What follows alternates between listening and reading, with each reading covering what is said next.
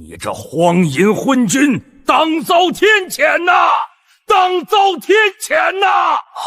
此时太傅正指着我的鼻子痛骂，我却猛地从龙椅上滑跪下来，一把抱住了他的大腿。只因刚才我的脑子里冒出个叫治国理政的怪玩意儿。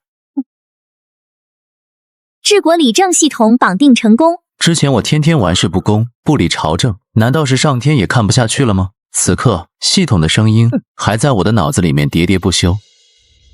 尊敬的客户，您的差评率已飙升至99%，如果没有一个5星好评，你就会被雷击，当场处决。老师，朕真的知错了，求您大发慈悲，给个5星好评成不成？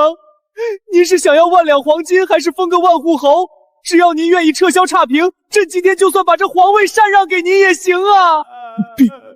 陛下，您这是被什么脏东西附身了？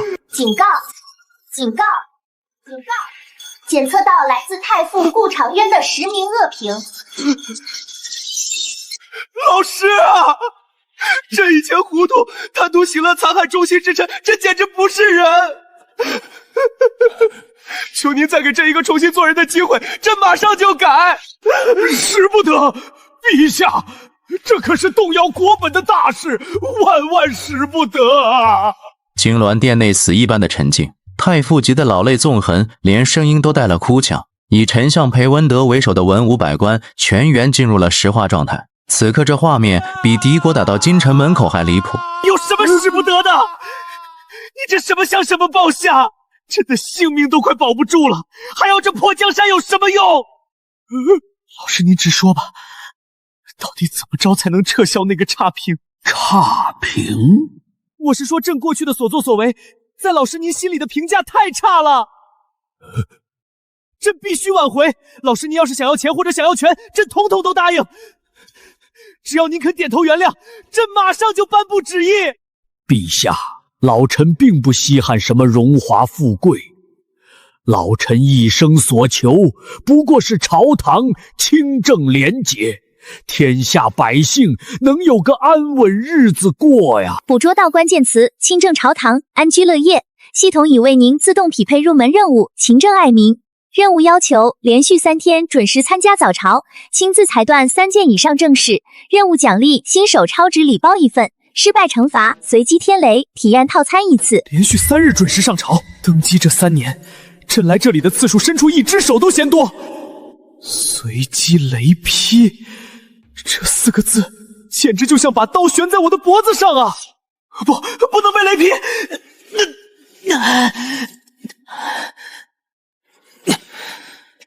众爱卿听旨，从今天开始，朕决定痛改前非，发愤图强。每日卯时，朕会准点出现在这金銮殿上，绝不迟到。凡是递上来的奏章，朕都要亲自阅览。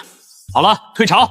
顾长渊那个血红的差评，终于变成了黄色的待观察。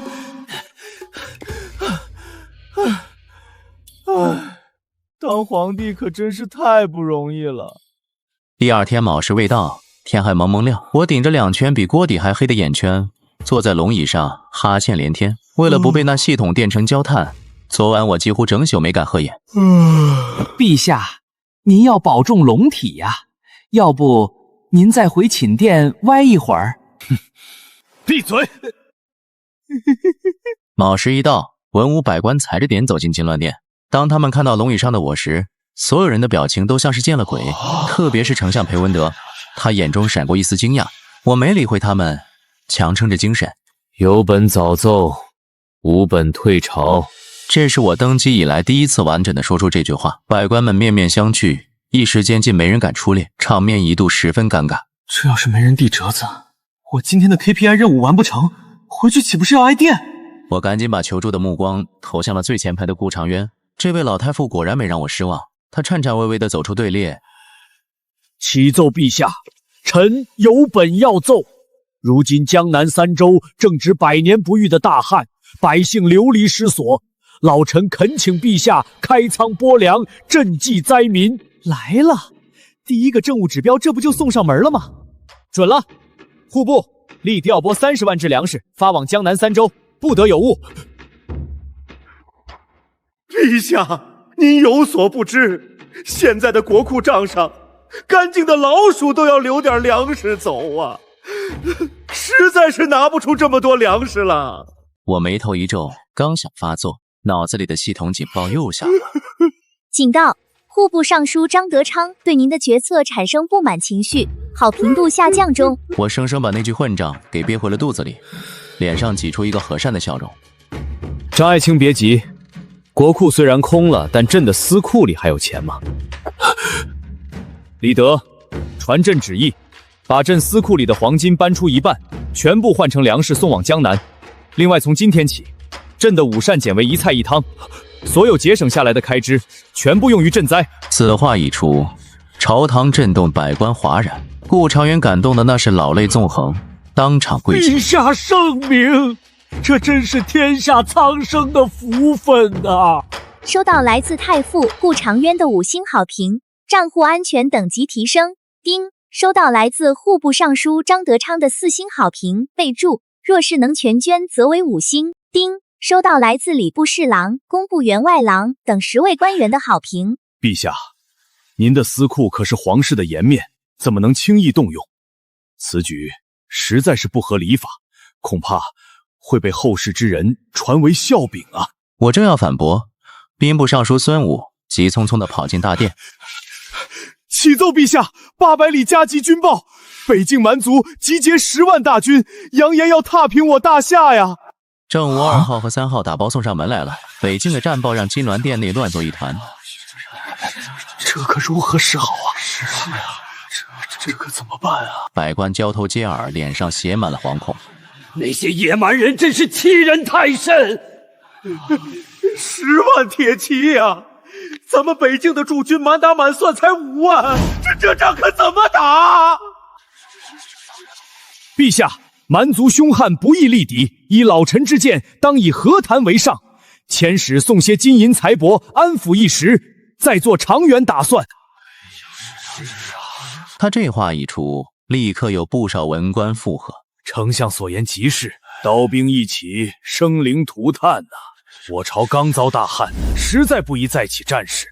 议和说的倒是好听，恐怕是想趁着送礼的机会中饱私囊。蛮族畏威而不怀德，今日退让一步，他日便会进逼100步。我大夏男儿宁可站着死，不可跪着生。臣请战，愿领3万精兵驰援北境，将那蛮族小儿打回老家。臣等请战。穆将军匹夫之勇，你可知一旦开战，粮草军饷耗费几何？江南灾情尚未平息，国库如何支撑得起一场大战？为国尽忠，何惜己身？粮草不足，将士们可勒紧裤腰带；军饷不够，我穆家愿捐出全部家产，充作军资。这时两派人在大殿上吵作一团，唾沫横飞，真是一个头2个大。检测到朝堂严重分裂，求和派与死战派陷入对峙，请宿主即刻做出决断，以平息纷争。若您的决定无法获得70%以上官员的认可，将判定为管理失败，强制扣除100点信用分。我的天，这也要扣分！下面吵得脸红脖子粗的人，真让朕心里烦躁啊！裴文德这老狐狸明显是想借着和谈捞一笔，穆立峰这愣头青又太冲动，3万对10万，胜算渺茫。有了！都给朕闭嘴！大殿瞬间安静下来。我缓缓站起身，走到御阶前。丞相言和，将军言战都有道理，但朕以为和与战并非水火不容。丞相，朕命你为和谈正使，即刻准备一份厚礼出使蛮族大营，告诉他们我大夏愿意以邻为善，但大夏的善意不是懦弱。我顿了顿，目光转向穆立峰。穆立峰听令。臣在。朕封你为这次的大帅，点齐京城5万禁军，即刻前往北境。记住，你的任务不是决战，而是威慑。朕要你把这5万精兵给朕摆出50万大军的威风来，让蛮族知道我大夏的刀是锋利的。一边谈一边打，谈不拢就狠狠地打，打到他们愿意好好谈为止。我的声音在监銮殿中回响，所有人都愣住了。裴文德的如意算盘落了空，脸色铁青。穆立峰则是满脸兴奋。顾长渊在一旁摸着胡子，眼里全是欣慰和赞许。丁，恭喜宿主提出且谈且战方案，获得80%以上官员拥护，判定决策大获成功，奖励信用分200点。由于您出色完成处理3件政务的任务，新手大礼包已下发，请查收。就这么定了，退朝。回到养心殿，我迫不及待地打开了那个所谓的新手大礼包。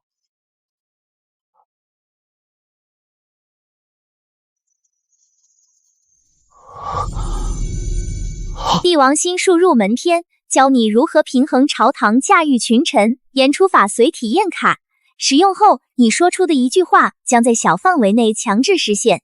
精力充沛完，服用后可保12个时辰，精神100倍。这系统还挺靠谱。接下来的这段日子，我严格遵守系统的任务指标，每天卯时准点到金銮殿打卡，风雨无阻。靠着那几颗精力充沛丸，我白天在朝堂上舌战群儒，晚上批阅奏折到深夜，愣是把自己从一个昏君卷成了劳模。我心里苦啊，可为了不被电成焦炭，只能豁出命去干。这朝堂的风气也随之大变。那帮平日里只会混日子的官员，见皇帝都这么拼了，也不敢再摸鱼，一个个打起12分精神，生怕被我逮住典刑。陛下如今孺子可教，这昏君突然转性，真是憋屈至极。裴文德带着礼物出使蛮族，本想着能借机发一笔横财，结果穆立峰带了5万大军在后头虎视眈眈，这老狐狸被盯着动弹不得，根本没敢伸手。最后他费了9牛2虎之力，才以极小的代价让蛮族退兵30里。虽然没有大胜，但保住了大夏的颜面，避免了一场大战。裴文德回朝后脸色黑得像锅底，他在朝堂上阴阳怪气地恭维我：陛下真是天纵奇才，合战并郡这一手，连老臣都闻所未闻。只是如此一来，国库耗费甚大，江南的灾民怕是等不到朝廷的第2批粮食了。陛下，国库已干，南方灾民遍地，请求削减军费，救济南方啊！国库没钱，还不是被你们这帮蛀虫给搬空了？我正要发作，脑中的警报又响了。警告：国库亏空已引发百官骚乱，民众潜在差评风险激增，请宿主在3天内筹集资金解决财政危机，否则将触发国运衰退惩罚。我强压下火气，看向户部尚书张德昌：张爱卿，你跟朕交个实底，国库账面上到底还剩几个大子儿？回陛下，刨除各项开支，国库账面上只剩不到10万两银子了。众爱卿别慌，钱的事情，朕亲自来解决。自朕登基以来，朝中贪官污吏横行，不仅吞朕的银子，还吸百姓的血。这种国贼，朕一个都不放过。传朕旨意，即刻成立皇家监察院，由太傅顾长渊负责查贪污，凡贪赃枉法者，一经查实，严惩不贷。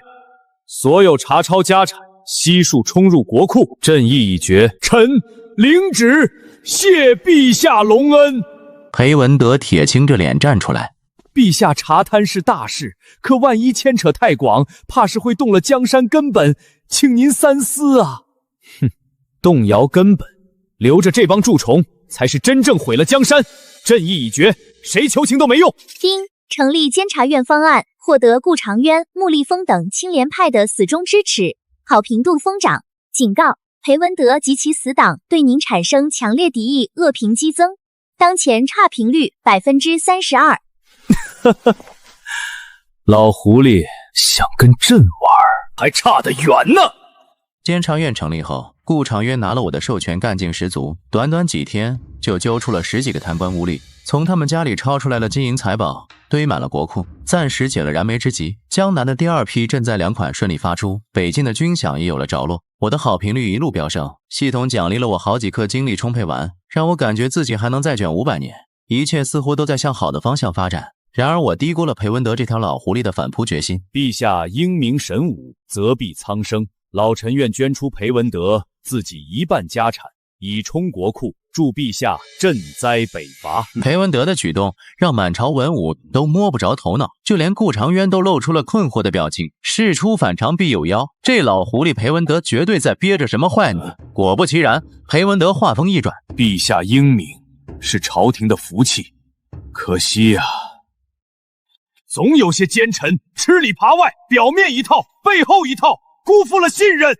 陛下，老臣要揭发兵部侍郎王年。王年胆大包天，竟敢贪污北境军费，私自倒卖兵器，还把这些钱全揣进王年腰包。丞相，休要血口喷人，王年为人正直，绝不可能做此事。哼哼。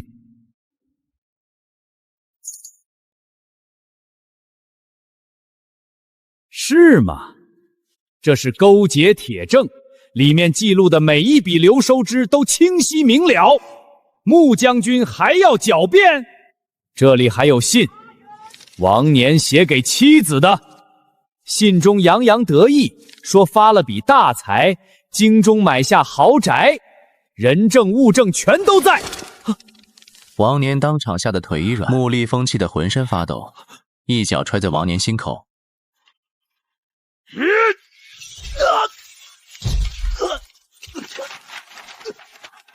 你这个畜生，我杀了你！住手！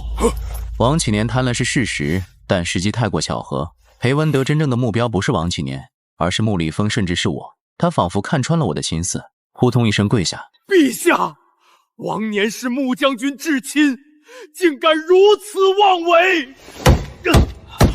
若没人撑腰，借王年10个胆也不敢。请陛下彻查到底，还大夏一个公道。哼，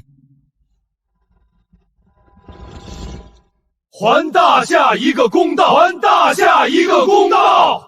穆将军握兵权，其表弟便敢如此，长此以往，皇帝恩宠有加，莫不是？警告：北境军款贪污案造成剧烈负面影响，您的威望正在崩塌，穆立风的支持率正遭遇毁灭性下跌。彻查必然会牵连出穆立风动摇军心，正中裴文德下怀。不查，我就是包庇罪臣，坐实了昏君之名，差评能把我直接送走。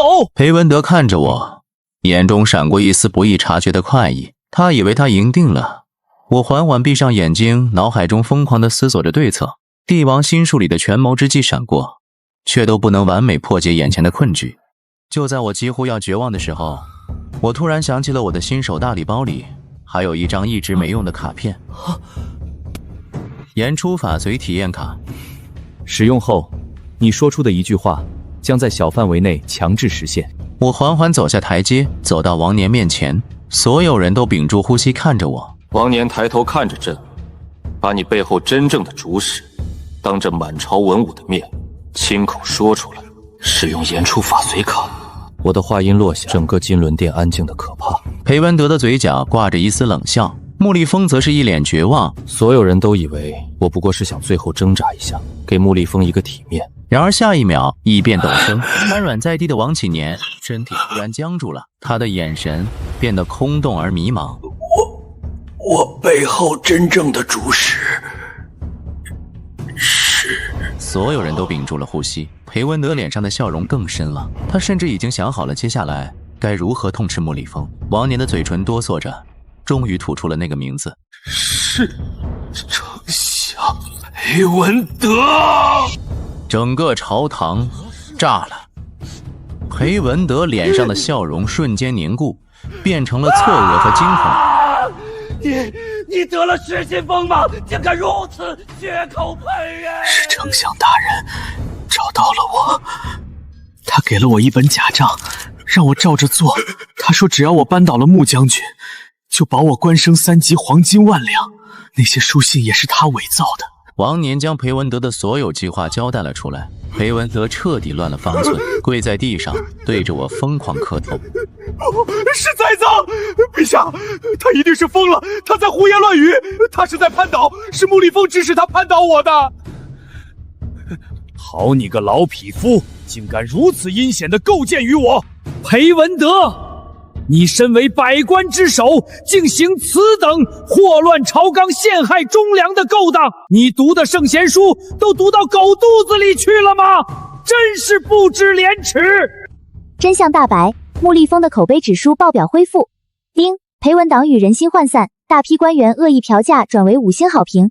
丁，恭喜宿主成功反杀，威望值大幅提升，获得被动技能帝王威压。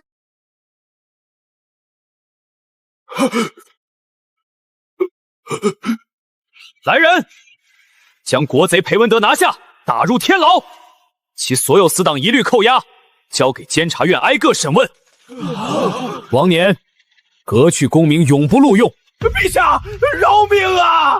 一场惊天动地的朝堂风暴就此平息。我看着底下百官或进或位的眼神，心中毫无波澜，只是有点心疼我那张绝版的言出法随体验卡。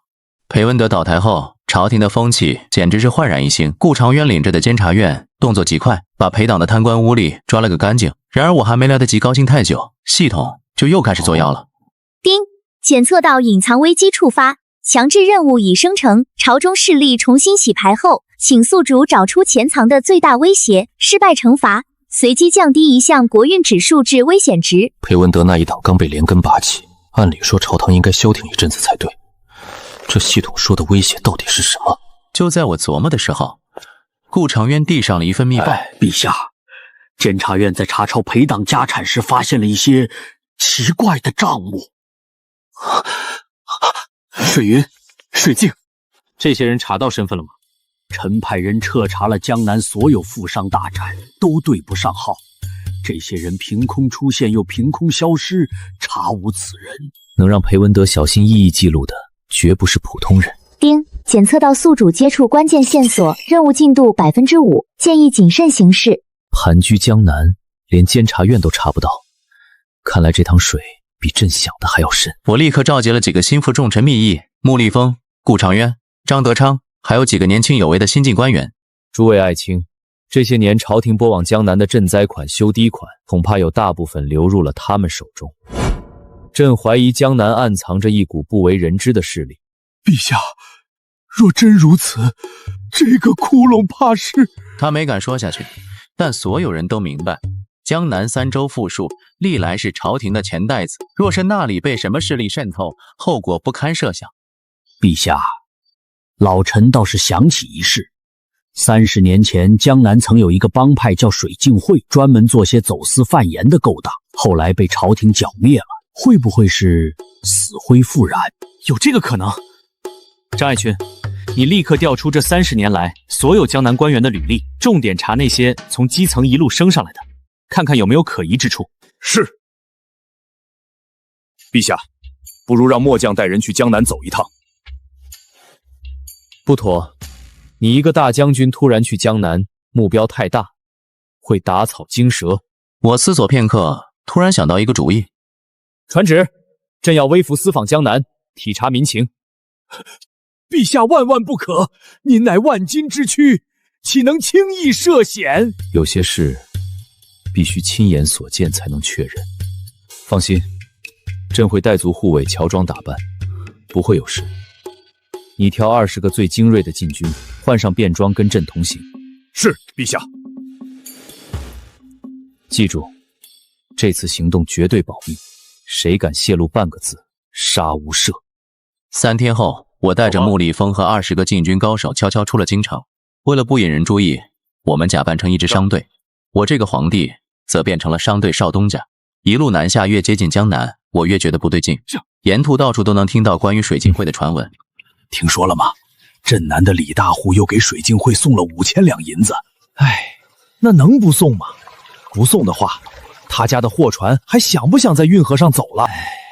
现在江南谁不知道，水镜会才是真正的土皇帝啊！看来这个水镜会不仅存在，而且势力大得惊人。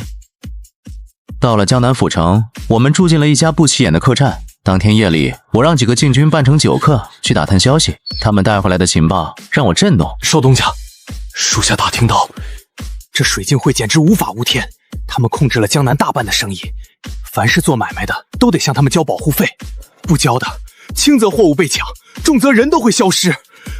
更过分的是，连官府都不敢管。不敢管，还是不想管？少东家英明，属下打听到，江南府的知府大人每月都会给水镜会送礼，还有那些县令县丞，10个里头至少有7个跟水镜会有勾结。难怪裴文德的账本里有那么多往来款项，原来这帮人早就把江南经营成了自己的独立王国。丁，任务进度30%，请继续深入调查。警告：目标势力已察觉异常，危险等级提升。第二天一早，我决定亲自去江南府衙看看。正巧府衙门口围了一大群百姓，我挤进人群，只见一个老农跪在地上，手里举着状纸。青天大老爷，为我做主啊！青天大老爷呀，小民的儿子被水镜会的人抓走了，只因为我家不肯把田地卖给他们，他们就要我儿子的命啊！去！没凭没据的，瞎嚷嚷什么？再不走，就打你个扰乱公堂！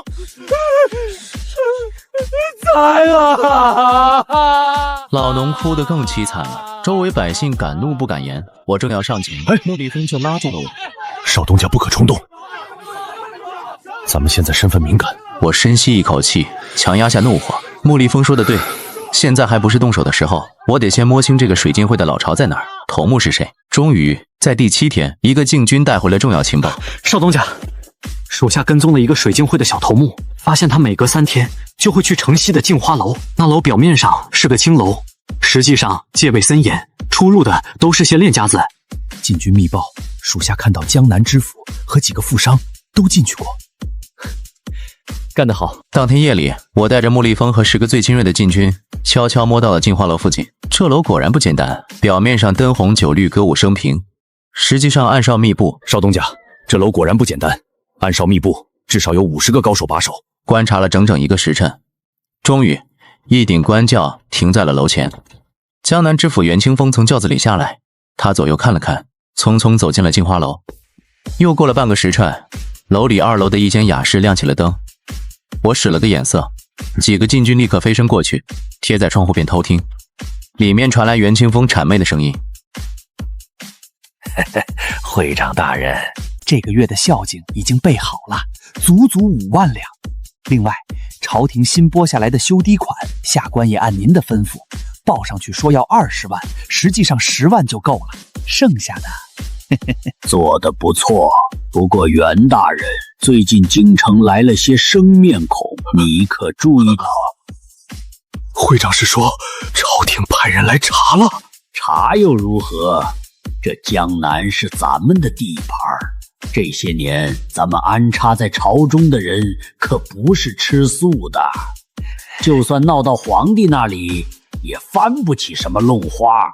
不过小心驶得万年船，你让人盯紧点儿，若是发现可疑之人，格杀勿乱。原来水镜会不仅控制了江南，连朝中都有他们的人，难怪裴文德敢这么肆无忌惮，原来背后有这么大的靠山。就在这时，楼下突然传来一阵骚动，有刺客，保护会长！糟糕，被发现了！少东家，他们的暗哨发现咱们了，撤！一行人立刻撤去，身后追兵越来越多，箭矢呼啸而来。穆立峰挡在我身后，陛下快走，末将断后！一起走，朕不丢下任何一个人。紧急任务触发，绝技风声，使用道具金蝉脱壳符，可瞬间转移至安全地点，且自动修正除宿主室外使用者记忆，是否使用？使用。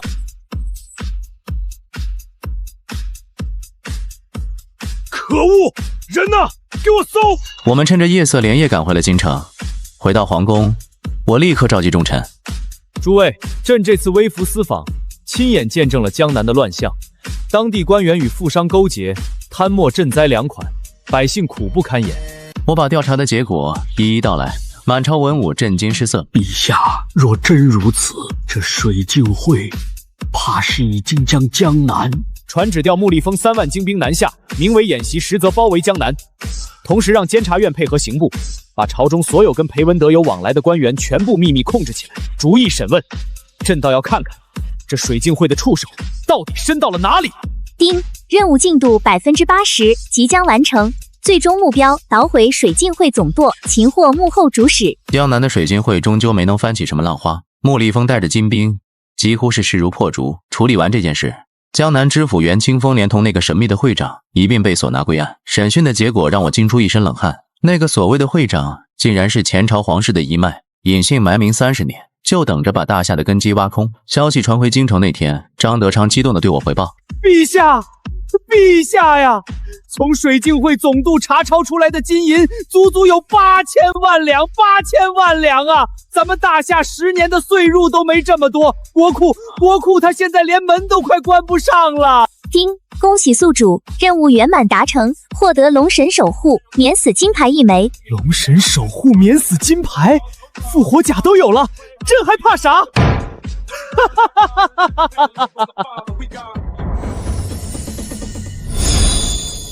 现在的朝廷稳了，我就让穆礼峰正式开始北征。看着户部尚书张德昌每天乐得合不拢嘴的样子，手里有了钱，当皇帝的腰杆子就是硬。我大笔一挥，先给北京那些受苦的将士发了双倍的军饷，还专门从我的司库里拿出一笔钱，用来安抚那些阵亡士兵的家眷。穆立峰从前方送来800里加急，没写什么虚伪的奏折，就画了一颗歪七扭八的红心。我嘴角忍不住抽了抽，这呆子真是够耿直的。收到穆立峰的超级5星好评，获得军心所向增益状态。这波奖励挺实在。边境也消停了，还接连拿下好几座城池。我本以为可以过几天舒心日子，刷刷好评，攒点奖励，结果我的后宫却起火了。这天，我正躲在书房批折子，皇后沈婉薇身边的贴身宫女突然哭天抢地地跑了进来。陛下，皇后娘娘在宫里闹着要寻短见，拦都拦不住。警告！检测到后宫家庭和谐度大幅下降，皇后沈婉薇产生极度负面情绪，已对您提交1星差评，惩罚扣除宿主寿命1年。我猛地从椅子上弹了起来，撒腿就往长春宫跑。什么朝政，什么天下，都没有我的小命重要啊！等我连滚带爬地撞进长春宫，只见沈婉薇穿了一身素白的衣裳，手里正攥着一根白绫，往房梁上扔。宫女太监跪了一地，却没一个人上前去了。婉薇，给朕住手！放开我，金银！你这个冷血无情的暴君！你让我死了不是干净！你别死啊！你要是死了，这该怎么办啊？你在乎我的生死？当然在乎。你万一走了，谁给朕撤销那个差评啊？差评？该死，嘴怎么这么快？朕的意思是，你在朕心里的位置极其重要。朕这段时间忙着跟那帮老狐狸斗智斗勇，冷落了你，是朕的错。朕以后补回来还不行吗？婉薇，别哭了，你一哭，朕的心都碎了。这样，朕给你弄个后宫生活满意度调查，你只要填个非常满意，朕就承诺未来1个月雨露均沾，每天都来你这儿打卡盖章。丁，皇后沈婉薇情绪趋于稳定，差评暂时撤销，请宿主再接再厉，持续提升用户体验。女人比蛮族的大军还难伺候，为了保住我那危在旦夕的小命，我正式开启了在后宫刷好评的卑微历程。其言严格执行雨露均沾的承诺，每天在各宫之间奔波打卡。今天陪李贵妃在那儿放风筝，明天陪张昭仪在花园里赏花，后天还得耐着性子听王美人弹那曲跑调的琴。说真的，感觉自己现在比批奏折还要累。后宫那群妃嫔们一个个受宠若惊，可日子久了，他们看我的眼神也慢慢变了样。而我的皇后沈婉薇对我这种广撒网的行为并不满意。她虽然没再闹着要寻短见，但好评度始终在3星的及格线上，危险徘徊。警告！皇后好评度持续走低，存在不可预知的潜在风险。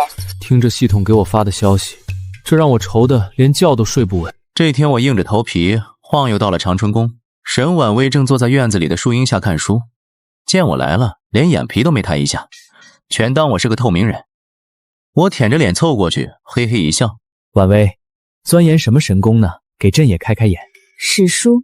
好，看史书能明理，朕支持。看哪位名人的传记呢？是陈后胄。陈后主，那可是历史上出了名的不务正业的亡国之君。那个婉薇啊，你是不是对朕有什么心结？朕最近这么卖力表现，你怎么还是这副态度？要不你给朕个准话，朕到底怎么做，你才肯大发慈悲，给个5星好评？陛下，你确实变了，变得让人认不出来了。有戏。你以前虽然残暴，虽然荒唐，但那时候的你至少是个活生生的真实的皇帝。可现在的你，在讨好每个人，取悦每一个臣子，你做的每一件事，都带着那种刻意到极点的目的。你亲近顾长渊是为了稳住朝纲，重用穆丽风是为了守住边疆。那你现在对我们这些后宫女子百般讨好，又是为了图谋什么？为了什么？为了活命啊，大姐！检测到关键人物沈婉薇，触发深度情感交互，隐藏任务帝后同心正式开启。任务目标：赢得皇后沈婉薇的真心。任务奖励：解锁治国理政软件家庭版模块。陛下，请回吧，我不想再看你这副虚伪作戏的样子了。警告：皇后沈婉薇好评度降至1星，宿主寿命即刻扣除1年。这日子没法过了啊！不行，朕不走。婉薇，你听朕跟你说实话。说什么？说你为什么突然变了性子？我以前认识的那个齐颖，虽然是个混蛋，但他起码不会用谎言来敷衍我。看着沈婉薇眼角滚落的泪滴，我心里某个地方像被刺了一下。一直以来，我只把她当成一个需要刷好评的 NPC， 却忘了沈婉柔也是一个活生生的人，有自己的感情和思想。婉薇，如果朕告诉你，朕的脑子里住着一个怪物，他逼着朕必须去做一个圣君，否则就把朕劈成焦炭，你会觉得朕疯了吗？陛下，你是病得太重了吗？你就当朕是病了吧。婉薇，朕知道以前欠你太多，朕也不指望你立刻就能原谅朕，但朕今天说的每一句都是真话。朕现在这么拼命，最初确实只是想活下去，但在这个过程中，看着百姓能吃饱饭，看着这国家一点点变好，朕竟然觉得这种滋味也不赖。说完，我拍了拍衣袍上的灰，转身准备离去。等等，我已经做好了寿命再被扣掉1年的心理准备，大不了以后多批几份奏折补回来。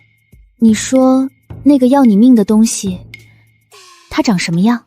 大概就是一个会发光的蓝色框子，它会说话，会下任务，还会冷不丁扣我的寿元。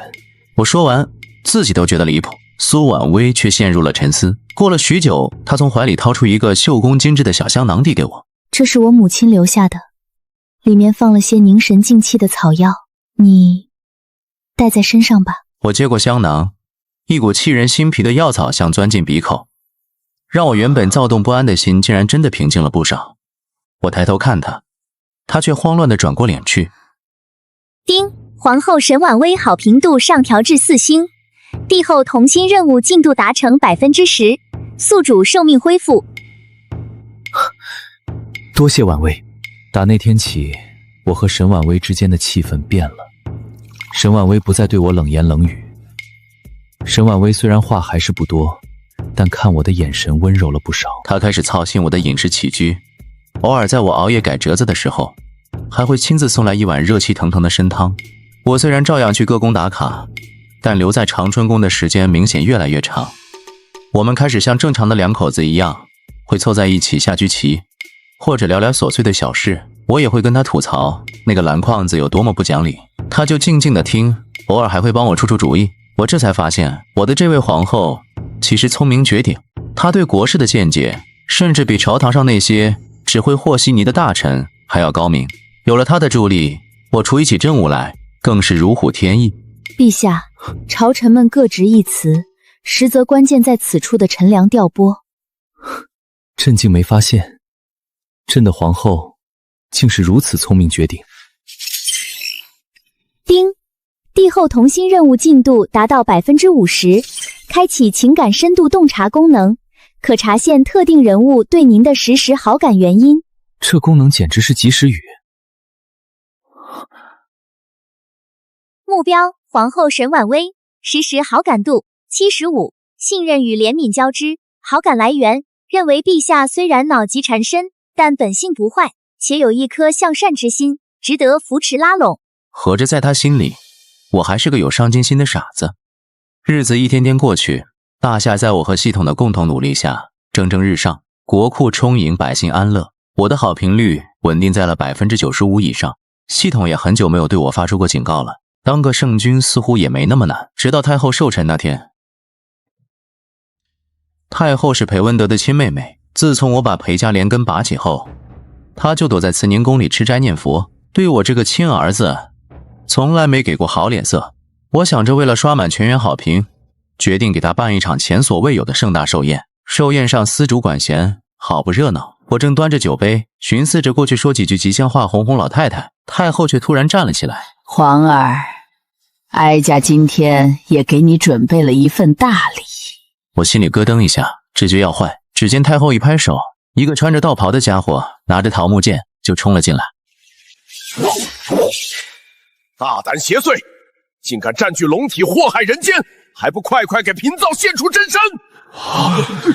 这招不是祁阳当初随口跟沈婉薇编的瞎话吗？祁阳，你别装了，你根本不是哀家的亲儿子。我的皇儿虽然顽劣，但绝不会对自己亲舅舅痛下杀手。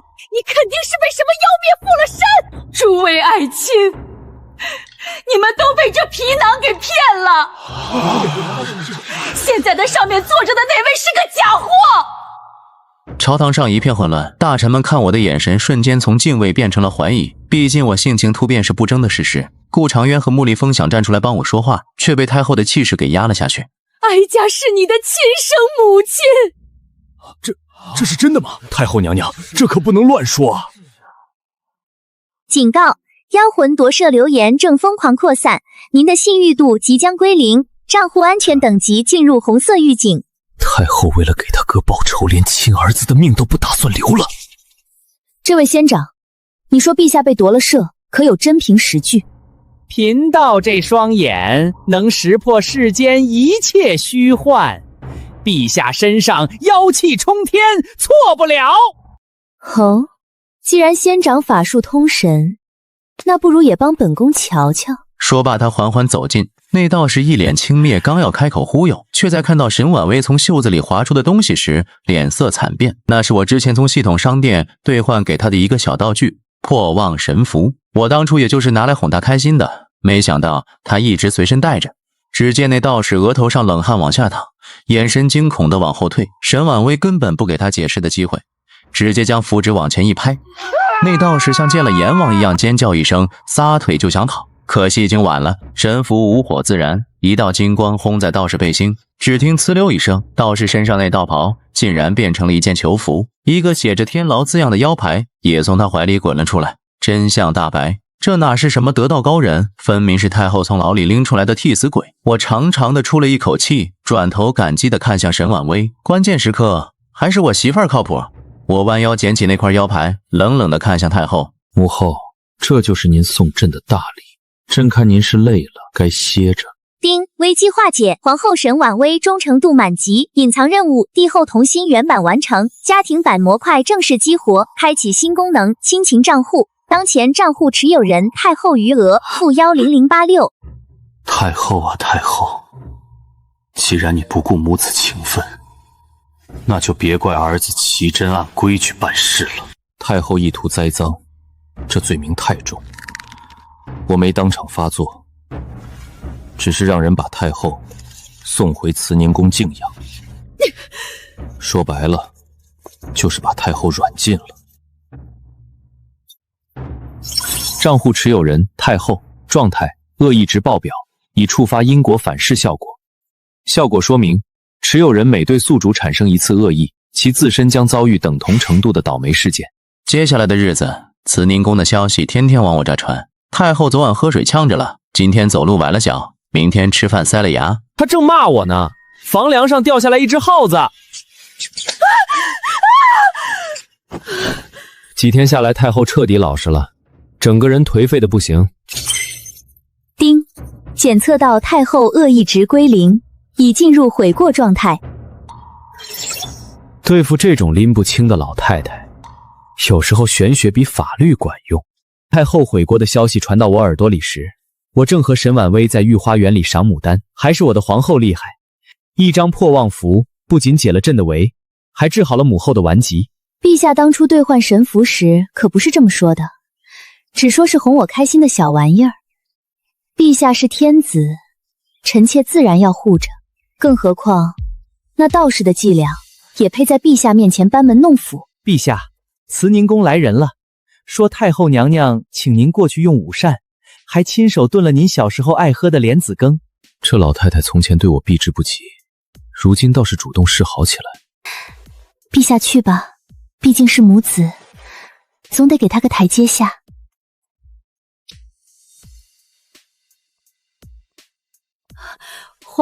皇儿来了，快坐。尝尝哀家炖的莲子粥，还是你小时候的味道。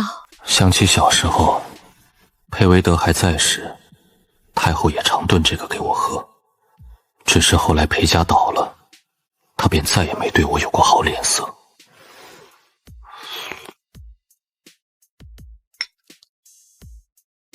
味道不错。皇儿，之前是哀家糊涂，被仇恨冲昏了头，不该诬陷你，更不该不顾母子情分，你别怪哀家，好不好？我放下勺子，打开系统界面，看向亲情账户。账户持有人：太后，状态悔过中，恶意值0，好感度10，因果反噬效果已暂停。看来这老太太是真的怕了，也真的悔了。母后既已知错，朕便不追究了。只是往后不要再提裴家旧事，也不要再做出伤害朕、伤害朝堂的事。朕是大启的皇帝，也是你的儿子，只愿往后母子和睦，互不猜忌。哀家记住了，哀家都记住了，往后一定安守慈宁宫，吃斋念佛，再也不惹事了。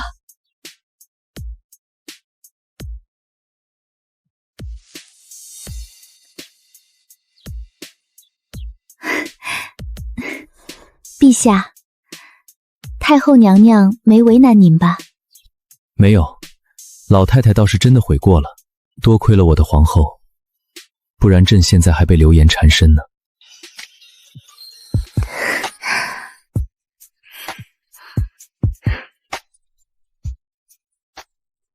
丁，帝后亲密度加10，当前亲密度满级，解锁帝后专属功能，同心 buff。